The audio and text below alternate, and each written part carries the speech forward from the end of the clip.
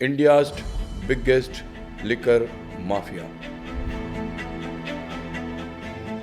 एक छोटे से परिवार ने आज़ादी के फौरन बाद इसको शुरू किया था और अपने सफ़र में उन्होंने लाशों के पहाड़ लगा दिए।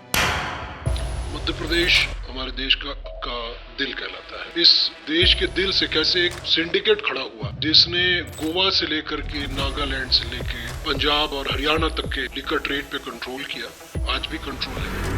ऑथेंटिक आंकड़ा मैं बताऊं तो लगभग 2 से 3 हजार करोड़ का सालाना सिर्फ गुजरात का टर्नओवर है। ये लीगल है कि इलीगल है? ये पूरा का पूरा इलीगल है। मिठाई लाल जायसवाल जो कि वहाँ का इंदौर और उसके मालवा रीजन की पूरी दारू की लॉबी को कंट्रोल करते थे। मिठाई लाल जायसवाल को जसविंदर सिंह भाटिया एंड कंपनी ने मार दी and capture the whole market. एक ही ट्रक जी, एक ही सीरियल नंबर के साथ एक ही परमिट से 8-8 10-10 गाड़ियां एक साथ निकलती हैं। This how you beat the system.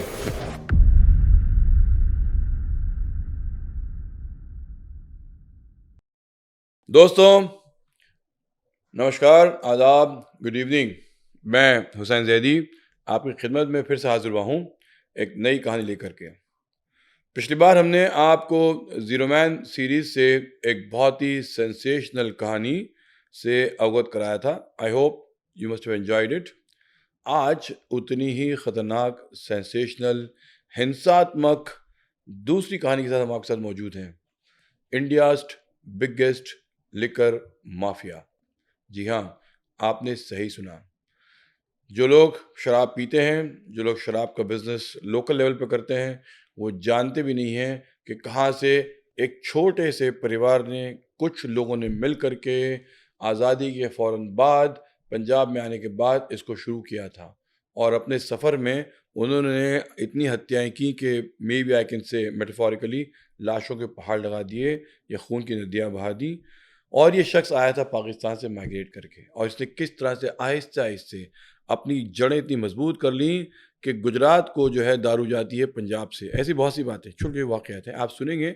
और ये ज़ीरो मैन जो ने ग्राउंड लेवल पे जाके महीनों इस चीज़ पर रिसर्च की है, उन्होंने आज आके हमसे अपनी रिसर्च साझा करने के लिए हमसे राज़ी हुए। वो आपके सामने मौजूद हैं इन सवालों का जवाब देने के लिए। I hope you enjoy this. Zero man साहब, आपका फिर से स्वागत है मेरे इस चैनल पे। बहुत बहुत शुक्रिया, धन्यवाद। तो हम जानना चाह रहे थे कि ये जो इंडियाज़ बिगेस्ट लिकर माफिया है, ये क्या है? इसके बारे में कुछ हमको अंदाज़े बताएं संक्षेप में आप। मध्य प्रदेश एक हमारे देश का दिल कहलाता है जी और वहां से किसी भी चीज को मूव करना जी बड़ा आसान है। तो और मध्य प्रदेश एक हमेशा से एक अंडर रेटेड स्टेट के तौर पे देखा गया, अनडेवलप्ड, जहाँ आदिवासियों की संख्या बहुत ज़्यादा है और इस तरह की चीज़ें। लेकिन इन सब चीज़ों के बीच जो बात धीरे धीरे पिछले 30 सालों में बढ़ी कि कैसे देश के दिल से कैसे एक सिंडिकेट खड़ा हुआ लिकर का, जिसने गोवा से लेकर के नागालैंड से लेके पंजाब और हरियाणा तक के लिकर ट्रेड पे कंट्रोल किया, आज भी कंट्रोल है। और कैसे ये काम करता है, लगभग अगर मैं सरकारी आंकड़े या एक ऑथेंटिक आंकड़ा मैं बताऊं तो लगभग 2 से 3 हजार करोड़ का सालाना सिर्फ गुजरात का टर्नओवर है। 2000 से 3000 करोड़? जी हाँ। ओनली गुजरात? जी, आपने फिल्म देखी होगी शाहरुख खान की, जिसमें रईस? रईस, जिसमें वो बताते हैं कि कैसे एक रईस का कैरेक्टर एक डिपिक्ट किया गया है लतीफ़ के नाम से, जो खड़ा होता है और खड़ा होने के बाद वो कैसे एक नेटवर्क खड़ा करता है पूरे गुजरात में और बाद में उसकी हत्या होती है। तो ये उससे कहीं बड़ा नेटवर्क है।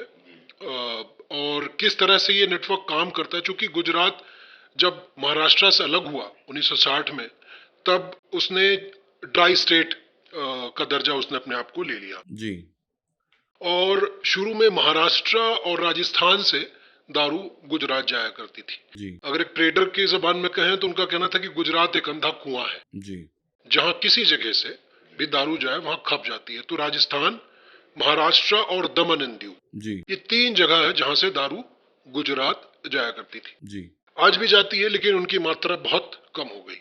लेकिन एक जो सिंडिकेट खड़ा हुआ लगभग 80 के दशक से बिल्डअप होना शुरू हुआ अच्छा। और 90 मैं कहूँगा 2000 तक इसने अपना नेटवर्क सेटअप किया जी और 2000 के बाद जो बूम आया है इस पूरी इंडस्ट्री में, जी दैट इज अनप्रेसिडेंटेड। जी तो अब ये न सिर्फ ऐसा कि वो उनका कंट्रोल सिर्फ लिकर माफिया का कंट्रोल सिर्फ और सिर्फ नेटवर्क पे है, बल्कि गुजरात और मध्य प्रदेश के जो बॉर्डर है वहाँ पे अगर आप देखेंगे, ज्योग्राफी देखेंगे तो झाबुआ और अलीराजपुर जी ये दो जिले हैं जो जो गुजरात से सटे हुए हैं और दोनों आदिवासी जिले हैं। लगभग 80 से 85% ट्राइबल पॉपुलेशन है वहाँ जी पे, है ना। और उसके जस्ट बगल में एक धार जिला, खरगोन और इंदौर, जी ये बैकबोन है जहाँ से दारू सप्लाई होती है, क्योंकि धार में 2 डिस्लरीज हैं। जी डिस्लरीज वो जगह है जहाँ दारू बनाई जाती है, मॉल्ट बनता है बेसिकली, और वो बनता है जो शुगर केन का जो वेस्ट होता है। अब हम आप देखते हैं जब सड़कों किनारे, जब सड़क किनारे जब हम लोग शुगर केन का रस पीते हैं तो उसका जो वेस्ट होता है जी उससे वो मॉल्ट बनता है जी और उस मॉल्ट से फिर बाद में दारू अलग अलग लेवल की जिसमें जिस तरह के फ्लेवर्स हैं उसके साथ वो बनाई जाती हैं। तो मध्य प्रदेश में टोटल 11 डिस्लरीज हैं, जी जिसमें से 4 जो हाईएस्ट प्रोड्यूस्ड है वो उस रीजन में, मालवा रीजन में पड़ती है, धार जिले में, जहां से धार और खरगोन में, जहां से दारू ले जाना गुजरात कुल मान के चले 200, 250 या 100 किलोमीटर कहीं से इस तरह की दूरी है। उसके अलावा मध्य प्रदेश में 4 ब्रेवरीज हैं जहां पे बियर बनते हैं। जी उस 4 में से 3 ब्रेवरीज जो है वो उसी रीजन में है। जी तो सिर्फ ऐसा नहीं कि वो सिंडिकेट ने सिर्फ अपना नेटवर्क बढ़ाया, जी they are deeply involved with the government, जी कि उन्होंने परमिशन ली और उस जगह पे वो डिस्लरीज ब्रेवरीज बनाई, खड़ी की, जहां से दारू का स्मगल करना आसान हो। ओके मैं आपको इसमें डिटेल में जाने से पहले थोड़ा फ्लैशबैक में ले जाता हूँ कि कहानी शुरू कैसे हुई। जी मैं कुछ कुछ कैरेक्टर्स के नाम बदल रहा हूँ to make it more precise. तो फॉर एग्जांपल एक कैरेक्टर है जसविंदर सिंह भाटिया।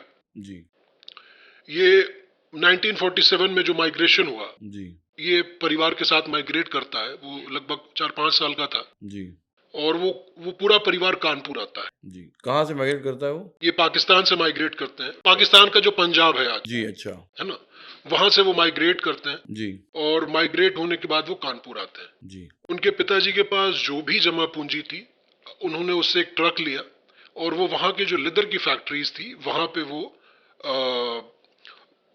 ट्रक चलाया करते थे और that was the source of living. जी इसी बीच जो जसविंदर सिंह भाटिया थे, ही ग्रू अप और उन्होंने फादर को रिप्लेस करके ट्रक चलाना शुरू किया। और ये करीब 70s के आसपास की बात है, मिड 70s के आसपास की बात है, कि उनका भी काम यही था कि वो ट्रांसपोर्ट करते थे। उसी दौरान उनको एक ठेका मिला कि ये सामान नागालैंड पहुंचाना है। जी और एक ट्रेडर उनके पास आया ये कहते हुए कि भाई ये दारू है ना, ये नागालैंड तक ले जाना है, हमारे पास इसका परमिट जी है ना, और हम तुमको मार्केट से 20% ज़्यादा देंगे। इन्होंने, इनके लिए बहुत अच्छी बात थी कि भाई जहाँ पे मार्केट धंधा चल रहा हो वहाँ पे 20% हाइक पे कोई सामान मिल रहा है और भी नागालैंड के लिए, जी तो लंबी कमाई है। तो एक बार, 2 बार, 3 बार ये गए। जाने के बाद इनको जब एक बार ये लगा कि भाई जब ये लीगल है तो ये हमको 20% एक्स्ट्रा क्यों दे रहा है ना, ये 20% कम पे भी तो भेज सकता है। तो उसको पता, इनको पता ये चला जसविंदर सिंह भाटिया को कि नागालैंड में दारू बैन अच्छा है ना, और कानपुर से दारू नागालैंड भिजवाई जा रही जी है ना, और ये जो ट्रक में माल मैं पीछे भरा हुआ हूँ दैट इज इलीगल। जी क्योंकि उस जमाने में 70s में कोई कागज का बहुत ये नहीं था। जी तो ट्रेडर्स क्या करते थे कि डॉक्यूमेंट को फॉर्ज कर दिया करते थे। एक परमिट जारी होता है दारू को एक जगह से दूसरी जगह ले जाने के लिए। आज भी अगर आप प्राइवेट आदमी है तो एक बियर की एक कैरेट जी और 4 बोतल लिकर से ज्यादा आप कैरी नहीं कर सकते। अगर आप करते हैं तो यू नीड परमिट, ओके जो कि एक्साइज डिपार्टमेंट जारी करेगा और then you can carry it. जी तो इनको ये समझ में ये पूरी टेक्निक आ गई कि कैसे ये लोग डॉक्यूमेंट फॉर्ज कर रहे हैं जी और हमसे इलीगल दारू सप्लाई करवा रहे हैं लीगल बता के। जी so he decided to ditch them. उन्होंने चूंकि 5-6 महीने में थोड़ी कमाई इनकी हो गई थी, इन्होंने एक और ट्रक हायर किया, माल भरे और माल भर के लिए नागालैंड के लिए निकले और कभी लौटे नहीं। जी कभी लौटे नहीं एज इन उन्होंने माल और ट्रक दोनों बेच दिया। अच्छा एट हायर रेट, और the entire family shifted to Chandigarh, क्योंकि चंडीगढ़ एक यूनियन टेरिटरी थी, तो वहां पे दारू बहुत आसान था। चूंकि कानपुर इनका बेस नहीं था, जी है ना, तो इनको उससे भी परेशानी हो रही थी, तो ही मूव टू चंडीगढ़। चंडीगढ़ में इन्होंने एक डिस्लरी एस्टैब्लिश की, जी डिस्लरी जहाँ पे दारू बनती है। जी और 70s के दौर में ये काम उतना मुश्किल नहीं था जितना आज दिखता है। जी जितनी पॉलिटिक्स आज के मुकाबले काफी कम थी, कंपटीशन कम था, तो इन्होंने एक डिस्लरी वहां पे डाली और काम शुरू किया। दैट इज हाउ उन्होंने ये महाराष्ट्र, गुजरात, मध्य प्रदेश, ये सारे रूट्स को डिस्कवर किया। जी क्योंकि एज ए डिस्लरी ओनर आपको अपना माल खपाना है। आपके पास मान लेते हैं कि लाइसेंस लिमिटेड बनाने का है, लेकिन हमारे देश में जितनी भी डिस्लरीज हैं मोस्टली ओवर प्रोड्यूस्ड है, मोर देन डबल प्रोडक्शन होता है उनका। तो ये आदमी माइग्रेट करके फिर इनको ये लगा कि चंडीगढ़ में भी वो कमाई नहीं हो पा रही है जो हम ये खड़ा करना चाह रहे हैं। जी इसी बीच इनको अंदाजा लगा कि गुजरात एक बड़ा मार्केट जी है ना, जहाँ पे काम हो सकता है। लेकिन तो ये मूव करके इंदौर आए। इंदौर को इन्होंने अपना लगभग 1980s में ये इंदौर आए, जी जसविंदर सिंह भाटिया, और आने के बाद यहाँ पे अपना नेटवर्क बनाना शुरू किया। लेकिन उनके बीच में अरोड़ा जो था वो था एक मिठाई लाल जायसवाल। जी ये ओरिजिनल नाम है। Mithai Lal Jaiswal is a character okay जो कि वहाँ का इंदौर और उसके मालवा रीजन की पूरी दारू की लॉबी को जी कंट्रोल करते थे। उनके पीछे पॉलिटिशियन का। मजे की बात यह है कि मिठाई लाल नाम भी था और दुकान भी उनकी मिठाई की थी, अच्छा है ना, लेकिन वो उनका जो मेन बिजनेस था वो दारू का था, मिठाई साइड बिजनेस था। जी। तो ये कहा जाता था कि मतलब he is just a pawn, जी है ना, जिनको एज अ मोहरा मोहरे के तौर पे इस्तेमाल किया जाता है, जी और बाकी पीछे से पॉलिटिशियंस या ब्यूरोक्रेट जो भी काम करते थे। जी तो ये गए इन भाई कि अगर तुम सब कुछ कैप्चर कर लोगे तो हम कहाँ से काम करेंगे, है ना। तो दे हैड अ कॉन्फ्लिक्ट और इन लोगों ने मिठाई लाल जायसवाल को मार दिया। जी he died and after the death FIR दर्ज हुई, उनकी अरेस्टिंग हुई, दे वेंट टू जेल। जब वो जेल से बाहर निकले 86 के आसपास, तो इनका अच्छा खासा दबदबा जी बन चुका था कि he killed the biggest liquor mafia of the region. Now he is Mithai Lal ने जसविंदर को मार दिया। मिठाई लाल जायसवाल को जसविंदर सिंह भाटिया एंड कंपनी ने मार दिया, ओके जी क्योंकि भाई ये नए लोग थे जी ये अपना पैर जमाना चाह रहे थे। Mithai Lal Jaiswal is a well established businessman was, जी लेकिन ये लोग इनको पैर जमाने नहीं दे रहे थे। तो फाइनली इन लोगों ने इनको मिठाई लाल जायसवाल को मार दिया and capture the whole market. जी लेकिन अब इनके पास ये था कि दारू तो आ गई, जी लेकिन अब भेजे कैसे। गुजरात का अगर इनके पास अंदाजा था, लेकिन कैसे जाएगा। जी और उस दौरान महाराष्ट्र से और राजस्थान से दारू ज्यादा जाया करती थी क्योंकि वहां की क्वालिटी बेहतर थी। मध्य प्रदेश में सिर्फ बहुत मिनिमम क्वालिटी की दारू बना करती थी। एक ब्रांड था खजुराहो जी जो भोपाल से बनता था, जी और बियर बेसिकली, जी और जितने भी इंडियन मेड फॉरेन लिकर थे उनके लाइसेंस मध्य प्रदेश में मोस्टली इतने नहीं थे जी जितने राजस्थान और महाराष्ट्र में अवेलेबल थे। जी तो ये इन लोगों ने सप्लाई वहां से होता था, लेकिन इन लोगों के लिए ये चैलेंज था कि कैसे रास्ता को डिस्कवर करें और वहां से अपनी सप्लाई शुरू करें। जी इसी बीच इनके पास एक आदमी आता है, 2 आदमी आता है, कुक्कू भाटिया जी और हरमिंदर भाटिया। जी ये 2 दोस्त हैं जो मध्य प्रदेश के बड़वानी जिले के सेंधवा के रहने वाले हैं। सेंधवा वो जगह है जो आज अगर आप देखेंगे तो महाराष्ट्र से 20 किलोमीटर की बॉर्डर की दूरी पे है। 20 किलोमीटर सिर्फ। महाराष्ट्र का जो बॉर्डर है जी मध्य प्रदेश और महाराष्ट्र का, उससे सिर्फ 20 किलोमीटर की दूरी पे ये सेंधवा है। अच्छा है ना। और सेंधवा से गुजरात और महाराष्ट्र दोनों का एक्सेस बहुत आसान है क्योंकि वो ट्रांसेक्शन पे पड़ता है। तो इनके पास 2 लोग आए। अब थोड़ी सी कहानी मैं कुक्कू भाटिया की बता दूं। कुक्कू भाटिया के फादर भी पाकिस्तानी माइग्रेंट थे। अच्छा he fought second world war in support of British, जी है ना। और जब बंटवारा हुआ तो वो हिंदुस्तान आए और हिंदुस्तान आके सेंधवा में बस गए और उन्होंने बिजनेस, दारू को अपना बिजनेस बनाया क्योंकि there was no other way to survive. मतलब सिपाही खानदान के थे, देशभक्त थे, हाँ, लेकिन आने के बाद उन्होंने दारू का बिजनेस। दारू का बिजनेस शुरू किया। लेकिन जब लगभग 60s के दौरान, लेट 60s में वो दारू के बिजनेस से बाहर हो गए, जब मिठाई लाल जायसवाल ने फोर्सफुली उनको इविक्ट करवा दिया वहां से, अच्छा वो जगह ले ली। They were also waiting for revenge and to come back in the ji liquor market business. तो कुक्कू भाटिया ने जसविंदर के पास गए इंदौर, लगभग दोनों बड़वानी और इंदौर की दूरी लगभग 200 किलोमीटर है। ये गए और जाके दोनों दोस्त मिले। They were very young man, around 22-23 साल, 24 साल के दोनों होंगे। ये गए और जाके उन्होंने कहा कि साहब हमने आपके बारे में सुना और हम गुजरात दारू भेजेंगे आपके लिए। जी तो जसविंदर सिंह भाटिया के लिए ये एक मतलब वो कुर्सी से उछल गए कि अरे यार ये तो मतलब ये कब से मैं चाह रहा था। गोल्डन अपॉर्चुनिटी एक उनको मिल गई सामने से जी। एंड वो इतने खुश हुए कि उन्होंने कहा कि एक काम करो, बिना डिटेल पूछे उन्होंने कहा कि 3 बियर ट्रक ले जाओ जी, है ना जी 3 ट्रक में बियर भर के दी और कहा कि इसको ले जाओ जी और बेच डालो, और अगर कोई ना ले जी तो बहुत समुद्र है गुजरात में बहा आना, अच्छा है ना। लेकिन चूंकि उस दौरान बहुत चेक इन नहीं थी और इस तरह का कुछ भी नहीं था, तो ये लोग गए और ये पहले अहमदाबाद गए, है ना। वहाँ पे भी एक मिडिल मैन से मिले, उसने लेने से मना कर दिया। उसके बाद फिर ये अब्दुल लतीफ के पास गए जिस पे फिल्म बनी रही, उसने भी लेने से मना कर दिया। लेकिन अल्टीमेटली एक गोधरा के आसपास किसी ने उनसे वो लेने को तैयार हो गया एट हाफ रेट। तो ये वापस आ गए and that was the opening of this Madhya Pradesh and Gujarat route. That was the first deal cracked around 87-89 के आसपास। ये पहली डील हुई। अब इनके लिए ये था कि जसविंदर को एक ट्रुप का इक्का हाथ लग गया था कि दारू कैसे गुजरात भेजनी है। अब कुक्कू भाटिया भी फ्लोरिश करने लगे, काम चलने लगा। 1 साल 2 साल निकल गए। अब इनके लिए जो सबसे बड़ा चैलेंज वो ये था कि भाई ये दारू सप्लाई कैसे करें, तो करें कैसे जी, है ना।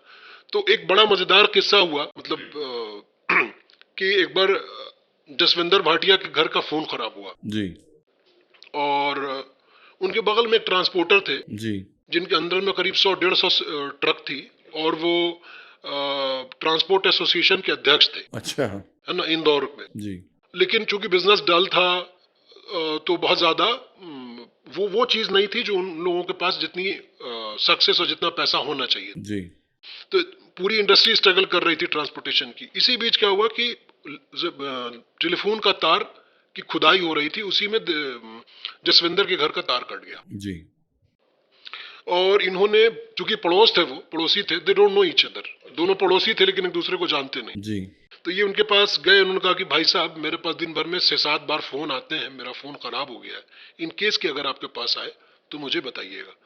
सो वो बताने लगे, दिन भर में ऐसा हो कि 6 बार 7 बार फोन आ रहा है और वो बता रहे हैं। तो इस तरह से करके 3-4 दिन चला। एक दिन वो ट्रांसपोर्टर ने पूछ लिया कि भाई आपका धंधा क्या है, आपको दिन भर में इतने फोन आते हैं, आप ट्रकों की बात करते हैं। तो इन्होंने कहा कि मैं लिकर ट्रेडर हूं और दारू सप्लाई करवाता हूं। तो उन्होंने कहा कि तो प्रॉब्लम क्या है? तो प्रॉब्लम यह है कि हमारे पास गाड़ियां नहीं मिलती, जी, ट्रक्स नहीं मिलते हैं, कैसे सप्लाई करें? तो उन्होंने कहा कि मुझसे सप्लाई कर लीजिए, मेरे पास 100 ट्रक हैं, 150 truck. So that is how their fate collided और दोनों ने मिलके खूब फॉर्च्यून बनाया। अच्छा, मतलब एक तार का कटना और उनका मिलना, कई तारों को जोड़ गया, कई तारे जुड़ गए और उन दोनों के रूट जी, खुल गए। और अब एक उसमें एक बड़ा मजेदार किस्सा मुझे एक ट्रेडर ने बताया जी, कि जब ये कैसे ये सब्जी के इसमें, कैसे ये ग्रोसरी के सामानों में और बाकी सारी जैसे प्याज जा रहा है, इस तरह की चीजें एग्रीकल्चर प्रोड्यूस के इसमें ये लोग कैसे ट्रक में माल सप्लाई करते थे यहाँ से गुजरात। जी, अब एक बार की घटना ये है कि सेंधवा बॉर्डर पे ही, सेंधवा मंडी में, जी, है ना, पकड़ लिया गया ट्रक को। ट्रक में दारू भरी थी और वो ट्रक गुजरात जा रही थी, उस ट्रक को पकड़ लिया गया। जी, अब सबसे बड़ा ये था कि चैलेंज कि भाई अब उसको छुड़ाए कैसे, क्योंकि जिस कंपनी के नाम पे जी, ये लोग ट्रक चला रहे थे, जी। वो कंपनी एक ऑलरेडी रजिस्टर्ड थी मंडी में, अच्छा। है ना, और बहुत सारा पैसा बकाया था उसका। तो मंडी के लोगों ने उसको पकड़ लिया कि अरे इसकी ट्रक दिख गई, ये तो फरार जी। है ना। अब इन लोगों ने कुक्कू भाटिया ने फोन लगवाया मंडी के अध्यक्ष को कि भाई छोड़ दो। तो चूंकि दोनों जानते थे, उन्होंने कहा अरे नहीं नहीं, आप बिल्कुल परेशान ना हो, मैं आपका सामान उतरवा दे रहा हूं और ट्रक वापस चला जाएगा। अभी लोगों की और परेशानी बढ़ गई कि अगर सामान उतर गया तो हमारा दारू पकड़ा जाएगा। बिल्कुल। एंड अभी तक वो ये किसी को पता नहीं था कि इस तरह से दारू आ जा रही। जी। That might be the first incident अगर वो पकड़ा जाता तो। लेकिन खैर वो ट्रेडर ने, जो इंदौर का था, उसने कहा कि मेरे पास एक रास्ता है, और समहाउ उसने 2 ट्रक लाए सेम नंबर के, सेम सारी की सारी चीजों के, इंदौर से लेके वो आया जी। और वो मंडी में घुसा, एक दूसरे तरफ डायवर्जन क्रिएट किया। जी। जब ये लोग सारी भीड़ उस तरफ भागी, डायवर्जन की लड़ाई झगड़ा हो रहा है, जी। मीनवाइल ट्रक बदल दिया। वाह, क्या बात। ट्रक वहीं पे उसी अंदाज में, उसी नंबर के साथ, नंबर प्लेट के साथ खड़ी रह गई। दारू का उसमें दारू थी, वो निकल गया, वो निकल गई, वहां फरार हो गया। फरार हो गया। सो इस तरह से इन लोगों ने वो पूरा का पूरा नेटवर्क खड़ा किया। जी। और खड़ा करने के बाद चीजें चलनी शुरू हो गई। लेकिन अब ये था कि अभी तक सिर्फ एक ही रूट को इस्तेमाल किया जा रहा था, झाबुआ और अलीराजपुर, ये वाला रूट अभी भी अनएक्सप्लोर्ड था।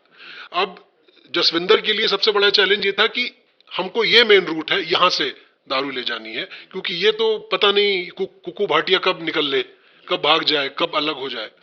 तो इन्होंने वहां के जो लोकल पॉलिटिशियंस थे उनको इंगेज किया, जी। झाबुआ और अलीराजपुर के, जो कि चूंकि 80-85% आदिवासी हैं, तो उनके लिए उस जमाने में 90s के दौरान दारू का काम और पैसा मिलना मतलब उनके लिए बहुत बड़ी बात थी। आज भी अगर आप जाएंगे तो वहाँ गरीबी और मुफलिसी इतनी है कि लोगों के पास खाने को नहीं है। जी। झाबुआ और राजपुर की 70% पॉपुलेशन बीपीएल कार्ड होल्डर है आज भी। अच्छा, है ना, बिलो द पॉवर्टी लाइन। जी। और मैं आज से 20 साल पहले की बात कर रहा हूँ, तो बहुत गरीबी थी। इसका फायदा इन लोगों ने उठाया और पहाड़ से लोगों का इस्तेमाल करके दारू भेजना शुरू कर दिया, है ना। जब बाइक का चलन बढ़ा तो बाइक से जाने लगा, उसके बाद तूफान गाड़ियां आई, उससे जाने लगा जी। और तो इस तरह से फॉरेस्ट रूट, गांव के छोटे रूट, इन सब का इस्तेमाल करके इन लोगों ने दारू की सप्लाई गुजरात में पंप करना शुरू कर दी। अब इसी बीच इनके साथ मसला मतलब इनका धंधा तब बढ़ा जब 2003 में दोनों तरफ एक ही पार्टी की सरकार आ गई, दोनों स्टेट में। उससे पहले एक स्टेट में दूसरी पार्टी की सरकार थी, दूसरे स्टेट में दूसरी पार्टी की सरकार थी। 2003 में जब दोनों स्टेट में एक ही पार्टी की सरकार आई जी, तो इस धंधे में बूम आ गया। अच्छा। और जो जसविंदर था उसकी लिंक गुजरात, जी, गोवा, हरियाणा, पंजाब, महाराष्ट्र, राजस्थान, नागालैंड, मेघालय, इन सारे लेकर कंज्यूमिंग जो स्टेट्स हैं, क्योंकि इनके पास पॉलिटिकल सपोर्ट है, इनके पास फैक्ट्रीज हैं, डिस्लरीज हैं, ब्रेवरीज हैं, इनके पास ट्रक्स हैं, there is no one else to stop them. तो इन्होंने बड़े पैमाने पे काम शुरू किया। अब सवाल ये बनता है कि भाई इतना कुछ चल रहा था, सरकार की आंख बंद थी। जी, तो सरकार की आंख कभी बंद नहीं थी, सरकार की आंख सबसे ज्यादा खुली है। जी, क्योंकि जो सारी पॉलिटिकल, हमारा जो इंडियन पॉलिटिकल स्ट्रक्चर सिस्टम है, उसमें पैसे का कॉन्सेप्ट कहीं पे नहीं है जी, कि कमाई कहां से होगी। जी। तो 2-3 रास्ते हैं जहां से पॉलिटिकल पार्टीज कमाती हैं। आपने अभी सुना होगा दिल्ली में अरविंद केजरीवाल पे 560 करोड़ के दारू का मामला चल रहा है। जी, इसी तरह का मामला छत्तीसगढ़ में आया कि भूपेश बघेल की सरकार को जी, पे दारू की स्मगलिंग का आया। अच्छा। है ना। तो liquor is a major source of revenue for political party. इन सब पे दारू की स्मगलिंग के केसेस चल रहे हैं, मैं बता रहा हूं। जी। तो ये लोग क्या करते हैं कि इसको ऐसे समझते हैं कि एक होती है डिस्लरीज, ब्रेवरीज, जहां दारू मैन्युफैक्चर होती है या बियर मैन्युफैक्चर होती है। जी, दूसरा होता है बॉटलिंग यूनिट, जहां उसकी पैकिंग होती है। जी, तीसरा होता है वेयर हाउस, जहां से दारू निकलती है डिस्लरी से और वेयर हाउस में जाकर स्टोर होती है। वेयर हाउस सरकारी होता है लेकिन उसको प्राइवेट पार्टनर्स रन कर रहे होते हैं। जी, वहां से निकलने के बाद दारू रिटेलर के पास आती है। सरकार यहाँ पे दारू की दुकानों की ऑक्शनिंग करती है। ऑक्शनिंग करके कहती है रिटेलर्स को कि आप हमारे वेयर हाउस से माल उठाएंगे। जी। और जितने में ऑक्शनिंग हुई है उसकी उसकी वो पर्ची लेके आता है और वो कागज लेके आता है, बैंक रिसिप्ट, और उसको वो वहाँ वेयर हाउस पे मिलता है। ये नॉर्मल प्रोसेस है। डिस्टिलरी के अंदर एक्साइज ऑफिसर्स बैठते हैं जिनका काम है कि जो सप्लाई हो रहा है, माल निकल रहा है, उसकी ध्यान रखें। ठीक इसी तरह से और परमिट इशू करते हैं वो कि दारू बॉटलिंग यूनिट से निकल करके वेयर हाउस तक जा रही है, उसकी भी परमिट वो इशू करते हैं।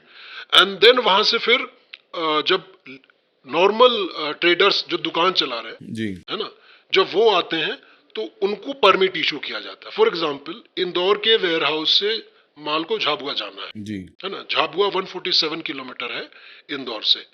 तो मिनिमम जो नॉर्मल आज की डेट की रनिंग है वो ये है कि 3 से 4 घंटे जी, में वो पहुंच जाएगा।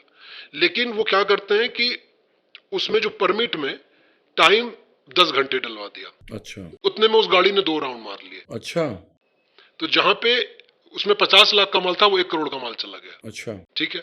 अब दूसरा उसमें खेल ये है जी, कि एक ही ट्रक, जी, एक ही सीरियल नंबर के साथ, एक ही परमिट से 8-8, 10-10 गाड़ियां एक साथ निकलती हैं। वाह, this how you beat the system. सबके पास परमिट है जी, 10 घंटे का, और सब 2-2 राउंड मार रही हैं। तो जो एक परमिट था जिसमें सिर्फ 50 लाख का सामान जाना था, जी, है ना, वो 10 गाड़ी गई और सबने 2-2 राउंड मारा। और अगर कोई पकड़ाता है जी, तो वो परमिट दिखाते हैं कि हमारे पास परमिट है, जी, इलीगल नहीं है। तो this is how they use the loop hole. और अब लेकिन अब इनके लिए चैलेंज ये था कि भाई हम इतना रिस्क भी क्यों लें जी, कि 200 किलोमीटर का दारू अगर बीच में पकड़ा गया कहीं। तो ये इन्होंने क्या शुरू कर दिया जी, कि जो झाबुआ और अलीराजपुर के जो ट्राइबल पॉकेट्स हैं, जी, और खास करके जो गुजरात से सटे पॉकेट्स हैं, वहां पे दारू की दुकान को लेना शुरू कर दिया ऑक्शनिंग पे। फॉर एग्जांपल आज एक उदयगढ़ करके एक जगह है, जी, जो वहां से जो झाबुआ और गुजरात बॉर्डर पे पड़ता, अलीराजपुर और गुजरात बॉर्डर पे पड़ता है और लगभग 3-4 किलोमीटर नजदीक है। वो 13.5 करोड़ में बिका है। अच्छा, सिर्फ 13.5 करोड़ टैक्स है जो सरकार लेगी। यानी उस दुकान से कम 70 से 80 करोड़ की दारू बिक रही है साल में। 70 से 80 करोड़ की दारू उस दुकान से बिक रही। एक छोटी सी दुकान से बिक रही है। और ऐसे झाबुआ में, अलीराजपुर में 19 दुकानें हैं और झाबुआ में लगभग 25-22 दुकानें। सारी स्मगल्ड और इलीगल दारू है। ये सारी ये वो दुकानें हैं जो सरकार जिसको ऑक्शनिंग करती है, अच्छा, और ऑक्शनिंग करने के बाद इनको देती है। जी, लेकिन वो दारू वहां से किस लेवल पे इलीगल ट्रेड कर रही है उसका कोई चेक, कोई ये नहीं है, कोई हिसाब किताब। कोई हिसाब किताब नहीं है। जी, अब ये करते कैसे हैं? अब इन्होंने जब दुकानें ले ली बॉर्डर्स पे, जी, तो अब इनके लिए वो 200 किलोमीटर का मार्जिन, 150 किलोमीटर का मार्जिन इंदौर से कट ऑफ हो गया। जी, अब वहां तक का तो लाइसेंस है इनके पास, ओरिजिनल परमिट है। जी, अब सिर्फ इनका चैलेंज है कि दारू को गुजरात और झाबुआ और अलीराजपुर के जिले के बॉर्डर दुकानों से उठा करके गुजरात में डंप करना है। जी, तो इसके लिए क्या करते हैं, जो मैं देख करके आया कि जो प्रधानमंत्री सड़क योजना के तहत जो सड़कें बनी, जी, जो विलेज रोड्स हैं, जी, जो फॉरेस्ट रोड्स हैं, जी, उसके तहत ये ये दारू लाते हैं। फॉर एग्जाम्पल मैं एक जगह बता रहा हूँ, कत्थीवाड़ा एक जगह है जी, जो अलीराजपुर जो गुजरात से लगभग 6 किलोमीटर और 15 किलोमीटर की दूरी पे, दो अलग अलग रीजन है। वहां का जो वेयर हाउस है, वेयर हाउस में लगभग शाम होते ही जी, वेयर हाउस में 40-50 गाड़ियां लग जाती हैं। उसमें दारू भरा गई उन गाड़ियों में। उन गाड़ियों, वो कई बार गाड़ियां गुजरात नंबर प्लेट की भी होती है, वो एम्बुलेंस भी होती हैं, वो तूफान भी होती हैं, कोई भी गाड़ी हो सकती है, जी, उसमें भरी जाती हैं। वो गाड़ी वहां से उठ करके जाती है गुजरात और मध्य प्रदेश के बॉर्डर के गांव पे। जी, फॉर एग्जाम्पल उठा लें, गांव है काछला, जी, है ना, काछला गांव गई। काछला गांव में जो आदिवासी की जमीन है, जी, उसको उन्होंने रेंट पे ले रखा है। अच्छा, 10,000-15,000 रुपए के रेंट पे। वहां स्टोर रूम है। वहां जाकर के 50 गाड़ियां ने अपना माल डंप कर दिया अच्छा, और वापस आ गई। अब जैसे ही ये वापस आई, गुजरात की 40-50 गाड़ियां उसी वेयर हाउस में घुस गई। जी, वही माल को भरा और भरने के बाद लेकर के उसको मतलब गुजरात के अलग अलग एरियाज में, जैसे 3 जिले हैं जो लगते हैं, छोटा उदयपुर, दाहोद और पंचमहला, गोधरा आपने सुना हो। जी, तो ये 3 जिले हैं जो बॉर्डर से सटते हैं इन दो जिलों के मध्य प्रदेश के। तो यही सारी टेक्निक वहां भी अपनाई जाती है। 2023 में एक वीडियो वायरल हुआ था, चकतला करके एक दारू का ठेका था, जहां जो 1 किलोमीटर से भी कम था, जी, है ना, कि वहां पे दारू भरी जा रही जी, है ना, और सारी के लगभग 60 गाड़ियां हैं जिसमें गुजरात के नंबर प्लेट की, जिसमें दारू भरी जा रही है, और वो वीडियो वायरल हुआ था, अच्छा, है ना। और वीडियो वायरल होने के बाद भी कोई कार्रवाई नहीं हुई। तो ये सारी की सारी जो दुकानें गुजरात और मध्य प्रदेश के बॉर्डर में है, झाबुआ और राजपुर जिलों में, आज उन दुकानों का इस्तेमाल बड़े पैमाने पे दारू की स्मगलिंग के लिए किया जाता है। तो यानी प्रशासन की मिली भगत है। जबकि सरकारी रिकॉर्ड में झाबुआ और अलीराजपुर, जो कि 85% आदिवासी हैं और 70% बीपीएल है, वो लोग मतलब 5-5 हजार की बोतल पी रहे हैं सरकारी रिकॉर्ड के हिसाब से, जी, है ना, कि वो लोग 350 करोड़ का रेवेन्यू दे रहे हैं सरकार को, जी, जिनके पास 30 रुपए नहीं है। सरकार कह रही है कि वो 30,000 की दारू पी रहे हैं, अच्छा, है ना। लेकिन जब उसके डेप्थ में आप जाएंगे तो पता ये चलेगा कि आदिवासियों के नाम पे गुजरात में सप्लाई किया जा रहा है। उसको आप ऐसे कह सकते हैं कि दारू पी कोई और रहा है, डकार किसी और के सर पे आ रहा है। यानी आप ये बात समझे, आपके लोग जो परमिट देते हैं दारू पीने की, वो आदिवासियों को दिया गया है। उन लोग बेचारों के पास 30 रुपए नहीं है खाना खाने के लिए, रोज़ की ज़िंदगी सर्वाइव करने के लिए, लेकिन अकॉर्डिंग टू हिज रिसर्च वो लोग 30,000 रुपए की दारू रोज़ पीते हैं, क्योंकि वो पीता ही नहीं है, वो पीता कोई और गुजरात में है और नाम इनका आ जा रहा है। क्योंकि आदिवासी जो है वहां पे ताड़ी और महुआ पीते हैं, जी, वो उनका स्टेपल ड्रिंक है, चाहे वो शादी हो, जीना हो, मरना हो, वो उसमें वो पीते हैं। जी, लेकिन नाम आदिवासियों का लगता है। तो मुझसे एक साहब ने बड़ी अच्छी बात कही कि भाई, जब हमारे पास इतना पैसा होता कि हम इतनी महंगी महंगी दारू पी सकते हैं, जी, तो हम माइग्रेट क्यों करते पूरे परिवार के साथ? हम बीपीएल कार्ड में क्यों होते? जी, हमारी हालत आज ये क्यों होती कि हम झोपड़पट्टी में रह रहे होते? सही है, कुछ बच्चे जरूर हैं जो माइग्रेट करके बड़े शहर काम करने गए, उनको बियर की लत है, जी, क्योंकि बाहर महुआ नहीं मिलता। जी, जब वो बड़े शहर जा रहे हैं वहां उनको महुआ नहीं मिल रहा है, ताड़ी नहीं मिल रहा, तो वो बियर पीते हैं। जी, लेकिन बियर पी सकते हैं, लेकिन ये 5-5 हजार की और 8-8 हजार की दारू नहीं पी सकते। जी, तो ये इस तरह की चीजें निकल करके वहां पे आती हैं कि किस तरह से ये जसविंदर भाटिया ने अपना एक पूरा नेटवर्क जी, झाबुआ, अलीराजपुर, बड़वानी, धार, इंदौर और खरगोन में फैलाया। तो ही स्टिल द सर्वाइविंग, यानी वो अब तक जिंदा है और अब तक ये सब चला रहा है पूरा। वो बिल्कुल, ये कार्टेल का हेड वही है अब तक। उनका एक भाई है, जी, मंटू भाटिया, में भी इसका नाम भी मैं बदल रहा हूँ। जी, तो आज वो धंधा बड़े पैमाने पे जो भी इलीगल है, जी, चूंकि उनकी उम्र हो गई है जी, और उनके 3-4 बच्चे हैं जिनको उन्होंने सबको अलग अलग सेक्टर में उन्होंने एक्सपोर्ट किया। जी, उन्होंने दारू से कमाया जरूर, जी, सिंडिकेट खड़ा जरूर किया, जी, लेकिन अपने बच्चों को उसमें उस लेवल पे नहीं इन्वॉल्व किया जितना वो खुद इन्वॉल्व थे। अच्छा, he is a liquor king of central India. लेकर के सेंट्रल इंडिया मिस्टर भाटिया। जी, लेकिन उनके बच्चे अलग अलग फील्ड में, प्रॉपर्टी अच्छा, और अलग अलग दूसरे प्रोफेशंस में, ऑटोमोबाइल्स में वो इन्वॉल्व है और वो वहां पे काम करते हैं। तो ये जो पूरी की पूरी जर्नी है, जी, आज हम देखते हैं तो जो पॉलिटिकल पार्टीज की लगभग सारी फंडिंग जी, वो लिकर से होती जी, है ना। लिकर की पॉलिसी को लेकर के बहुत कहानियां हैं। उसमें एक इंटरेस्टिंग पहलू ये है कि जब 2003 से पहले जब वहां पे कांग्रेस की सरकार थी, जी, तो लगभग 1,000-1,200 करोड़ का वो जी, लीगल बिजनेस हुआ करता था। लेकिन और उस दौरान बहुत कॉन्फ्लिक्ट बहुत बढ़ गए जी, लोगों के, दारू के ट्रेडर्स के बीच। तो जब सरकार को लगा कि भाई लड़ाइयाँ बहुत हो रही हैं, तो हमारा रेवेन्यू लॉस हो रहा है, जी, उन्होंने एक आईएएस को वहां पे बैठाया और कहा कि इसको फिक्स करो, क्योंकि इस वायलेंस से सरकार का नुकसान हो रहा है ना।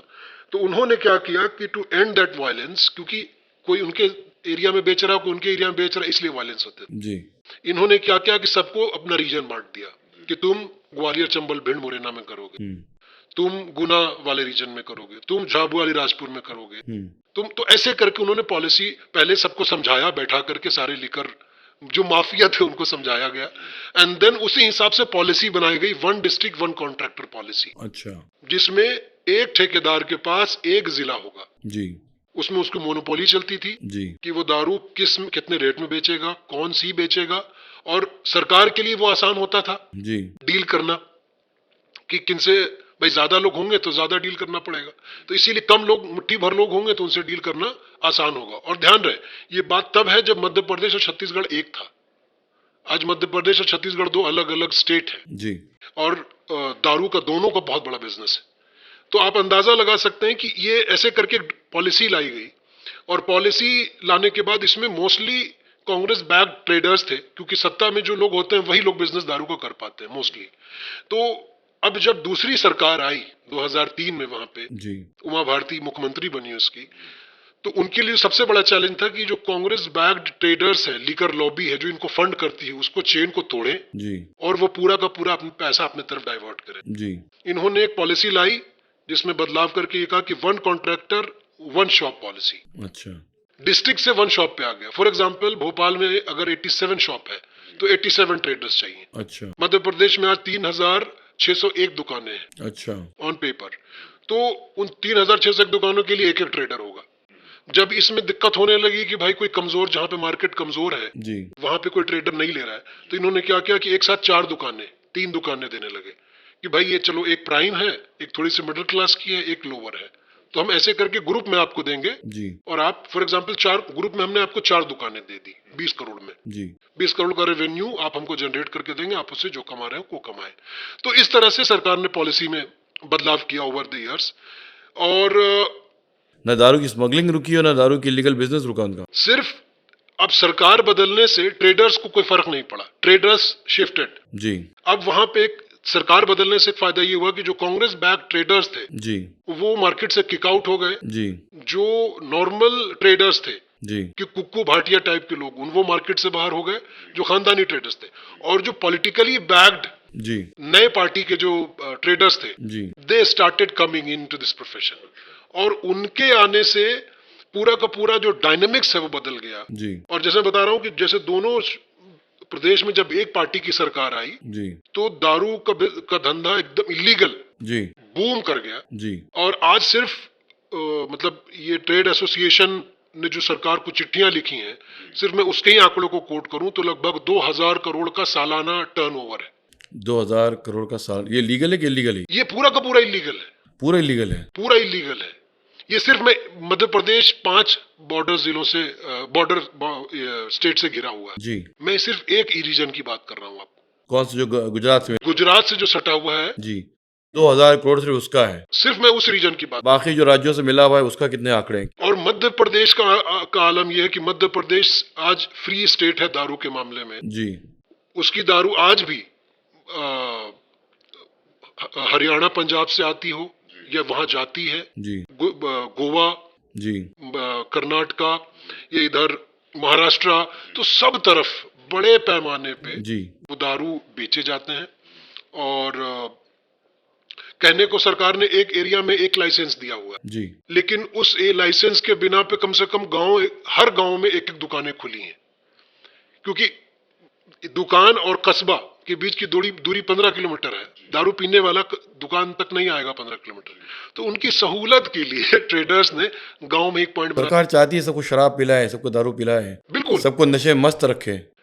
वो उनके लिए भी फायदेमंद है दो हिसाब से। पहला कि लोग सवाल नहीं पूछेंगे, जी और दूसरा कि पैसा हमारे पास आता रहेगा पॉलिटिकल फंडिंग के लिए। जी तो इस तरह की कई सारे चीजें वो इस लिकर माफिया के इर्द गिर्द चल रही हैं। And the ring leader behind this is still alive. Is alive. He is old, he is bedridden kind of, but इसका पूरा खानदान और उसका पूरा जो एक सेटअप है किया, उसकी मशीनरी वो चल रही है उसकी। वो चल रही है। और उस मशीनरी में उनका भाई मंटू भाटिया हैज इन्वॉल्व्ड, और उनके पॉलिटिकल एसोसिएशंस, जैसे फॉर एग्जांपल 2023 में मध्य प्रदेश में पॉलिटिकल डायनेमिक्स बदले, जी नया मुख्यमंत्री आया, जी है ना। तो वो जो पॉलिटिकल डायनेमिक्स बदले, तो ट्रेडर्स वही हैं आज भी, सिर्फ पॉलिटिकल अलाइनमेंट बदल गया। ऑफ कोर्स, हाँ पॉलिटिकल अलाइनमेंट बदल गया, जी। जो निगोशिएशंस के जो रेट थे वो बदल गए। और मैं कहता हूं कि मतलब व्यापारी सेम है, मालिक बदल गया। मालिक बदल गया, क्योंकि पॉलिटिकल पैट्रोनेज जो मिलना है जी वो उसमें एक इंपॉर्टेंट पॉइंट और है। मेरा खाली छोटा सा एक सवाल बीच में अधूरा रह गया जी तो ये 2000 आप जो करोड़ जो कह रहे हैं आप कि जो इलीगल आमदनी इनको सिर्फ एक स्टेट से है, गुजरात से, तो जो बाकी राज्यों के अगर आप आंकड़ों को मिलाएं तो क्या 10,000 करोड़ के ऊपर जाएगी ये उससे कहीं ज्यादा है, उससे कहीं ज्यादा है? उससे कहीं आपने कहा 5 राज्यों से सटा हुआ है मध्य प्रदेश का बॉर्डर, जी। तो अगर 2000 करोड़ एक राज्य के हुए तो 5 राज्यों के तो 10,000 करोड़ हो गए। ये तो आप उनकी बात कर रहे हैं जो सिर्फ बॉर्डर से सटे हैं, अच्छा लेकिन नागालैंड जा रहा है, अच्छा गोवा जा रहा जी। है ना, उनकी उनकी काउंटिंग कहाँ है? तो आपके हिसाब से टोटल कितना ये जो आप सोच रहे हैं क्या टर्नओवर है? मैं एक एंटिसिपेशन ही कर सकता हूँ कि this is more than 20,000 crore business हर साल का? बिल्कुल हर साल बिल्कुल और इलीगल बिजनेस? बिल्कुल सरकार उसको रोक नहीं रही है, कुछ ना देख रही है, ना जांच परख कर रही है? It is running under the nose of the government because उनको फायदा है इससे। अच्छा उनको पॉलिटिकल फंडिंग और कहाँ से मिलेगी? जी। उनके पास रेवेन्यू सोर्स नहीं है, सो उनको सिर्फ पैट्रोनेज देते हैं और उनको ये बाद में सपोर्ट करते हैं। 2022 में एक मामला हुआ कि जब एक एसडीएम आईएएस जी धार जिले में एक लिकर के ट्रक को इंटरसेप्ट किया जो कि बड़वानी से अलीराजपुर जा रहा था इलीगल माल लोड करके सुबह करीब 5 बजे जी उन्होंने उसको इंटरसेप्ट किया अपने एक तहसीलदार के साथ मिल करके। सो आप अंदाजा लगा सकते हैं कि ट्रेडर्स के हौसले इतने बढ़े हुए हैं जी कि उन्होंने एसडीएम को पीटा जी और वो जो साथ में तहसीलदार था उसको बंधक बना लिया। जी दे फायर्ड बुलेट ऑन देम, जी है ना, मरा कोई नहीं लेकिन बुलेट फायर किया और उनको बंधक बनाया और उनको पीटा। अच्छा ये मामला इतना तूल पकड़ा, जी अनलाइक पन्ना डायमंड के मामले में, पन्ना में इससे बड़े बड़े कांड हुए लेकिन उसमें कोई कार्रवाई नहीं हुई, लेकिन यहाँ पे चूंकि एक आईएएस पीटा गया था जी तो सरकार ने उसको दिखाने के लिए एक जांच इंक्वायरी बैठाई। जांच इंक्वायरी में निकल के ये आया कि मंटू भाटिया की ये दारू थी, अच्छा है ना, ये मंटू भाटिया की दारू थी जिस आईएएस ने रोकने की हिम्मत कर ली। जी। और उस पे फिर 19 लोगों पे एफआईआर दर्ज हुई, मंटू के ठिकानों पे छापा पड़ा, उसको ड्रामेटिकली इंदौर एयरपोर्ट से गिरफ्तार किया गया फिल्मी अंदाज में, जी लेकिन इसका कोई फायदा नहीं हुआ क्योंकि उसके 2 महीने के अंदर वो ही वाज वॉकिंग फ्री, तो बेल मिल गई उसको? उसको बेल मिल गई। अभी लगभग 3 महीने पहले एक बड़ा कार्टेल, बड़ा सिंडिकेट पकड़ा गया, रमेश चंद्र राय करके एक बड़ा बिजनेसमैन है दारू का, जी तो उनको पकड़ा गया। उनको भी पकड़ने के बाद दाहोद पुलिस उनको क्राइम ब्रांच गिरफ्तार करके ले गई और ये कहते हुए कि he is wanted in 3 cases of illegal जी लिकर स्मगलिंग और within 3 days he was out on bail. जी तो ये आप इससे अंदाजा लगा सकते हैं कि कितना पावरफुल है ये सिंडिकेट, और न सिर्फ मध्य प्रदेश में बल्कि गुजरात के सटे जो बॉर्डर्स हैं, दाहोद, छोटा उदयपुर, इस तरह की कई छोटे छोटे कार्टेल्स वहां पे भी क्रॉप अप है।